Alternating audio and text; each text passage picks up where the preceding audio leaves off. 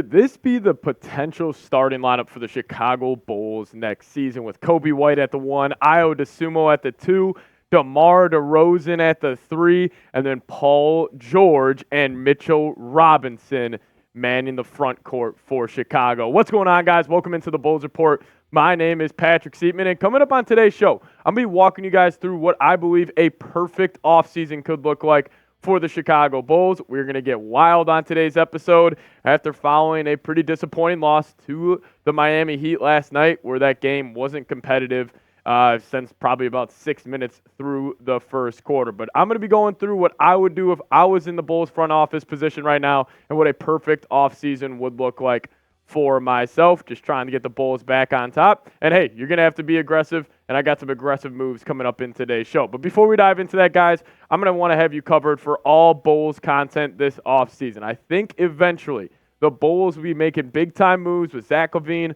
Vooch, and DeMar DeRozan, so you won't want to miss out on a thing. Hit that sub button and lock us in as your go-to Bulls YouTube channel. But let's talk about my first step, and I think this is where the Bulls front office should start. And it starts with Zach LaVine.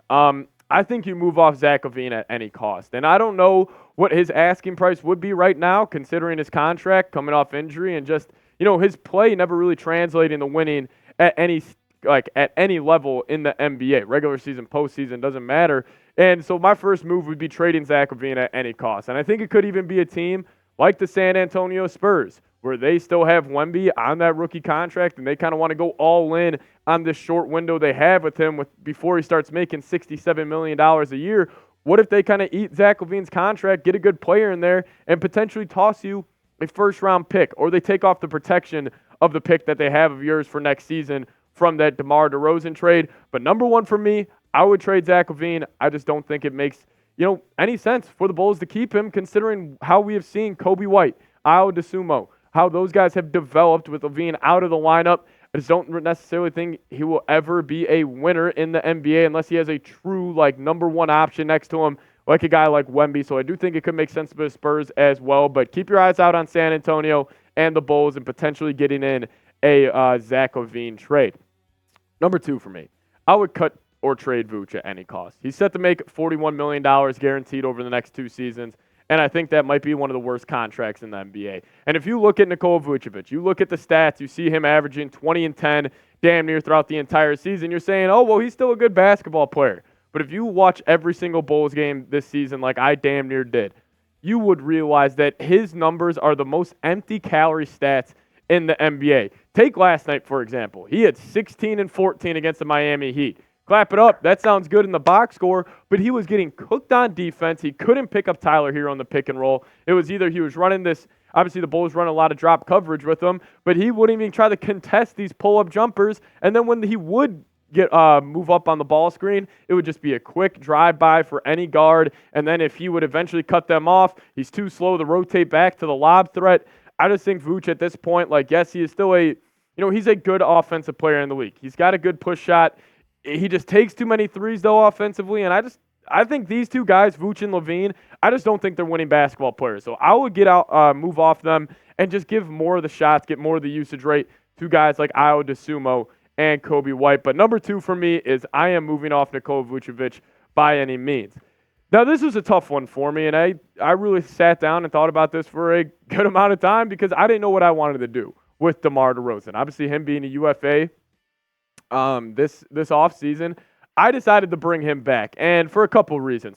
One, I think the young guys like Coby and Ayo, I think they look up to him as almost like a true leader and a mentor for them in that locker room, and I think he's been great in that regard. And honestly, I think DeMar DeRozan, he came out and said he wants to remain in Chicago. I could see him maybe even taking a contract where it's 3 for $60, fully guaranteed, and maybe he decided to take that, but I think with where DeMar DeRozan is, you're not necessarily going to get, the same DeMar that's been here for the past couple of seasons. He is going to be eventually having father time, not tap him on the shoulder. But even if you do re-sign DeMar, this still leaves the possibility of you potentially trading him midway through the season. Let's just say if, injury luck strikes the Bulls again and they're just not really having that good of a season next year, they could still trade him to a contender, maybe get a first-round pick. So I would re-sign DeMar DeRozan. I really don't think there's a reason not to, considering he is just such a good voice to have in that locker room. And honestly, he's came out and said he wants to be in Chicago. So I would keep him there. But,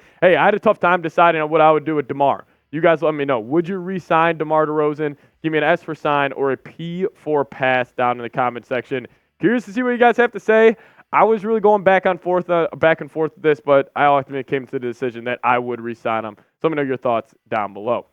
Before we dive into the rest of my Bulls perfect offseason, I do want to tell you guys about Factor. And if you guys head to factormeals.com/BullsChat50 and use promo code BullsChat50, we're going to hook you guys up with 50% off. Now, Factor has 2-minute meals that help you fuel up fast with Factor's restaurant quality meals that are ready to heat and eat whenever you are. Pancakes, smoothies, and more. Discover a wide variety of easy options for the entire day, like breakfast, midday bites, and more. There are no prep, no mess meals. Factor meals are ready to heat and eat, so there's no prepping, cooking, or cleanup needed. My favorite part about Factor is it's flexible for your schedule. You can get as much or as little as you need by choosing your meals every week, and plus, you can pause or reschedule your deliveries at any time. Factor is the perfect solution if you're looking for fast, premium options with no cooking required. Sign up and save today. We have done the math here at Chat Sports. Factor is less expensive than takeout,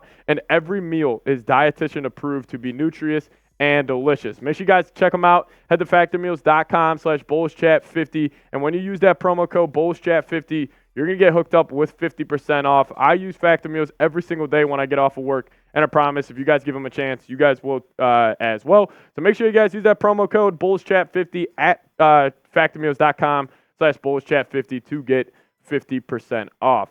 Now, number 4 on my perfect Bulls offseason, we're getting wild here, but hey, I want the Bulls back up on top of the Eastern Conference, and signing this player, Paul George, would definitely help the case in doing so. Now, Paul George does have a player option this summer for $48 million, but let's just say the Clippers get packed up by the Dallas Mavericks in the playoffs, and let's just say 5 or 6 games with obviously the uncertainty around Kawhi Leonard if he will even be able to play in this series. I could see Paul George declining that player option and wanting to go play somewhere else. And why Chicago? Well, he was talking about on his podcast early on this season that he was saying that Coby White is his most improved player and he loves his game. And I could see PG want to come to a big city like Chicago with 2 young and up-and-coming, stars in Ayo and Coby White, in my opinion. And you also get a mentor, a young and up-and-coming wing like Patrick Williams if they do end up bringing him back. But if I were the Bulls, I'd be all in on Paul George, mainly because the Bulls didn't have any wings this offseason, or this season at the end. Like, they were running DeMar DeRozan, Caruso at the 4. And then guys like sometimes Ayo was running the 3. Like, you need a true wing in there and a 3-and-D option who, yes, is a little older and does have an injury history, and a guy like Paul George. But when he's on the court and he's ready to go, he's an automatic bucket, and he is a great defender at the same time. So my number 1 free agent target, if he does decline his player option, would be PG-13. Now, number 5 for me, trading for the big fella from the New York Knicks, Mitchell Robinson. So I said you're cutting or trading Vooch at any cost. You're obviously going to need to bring in a center.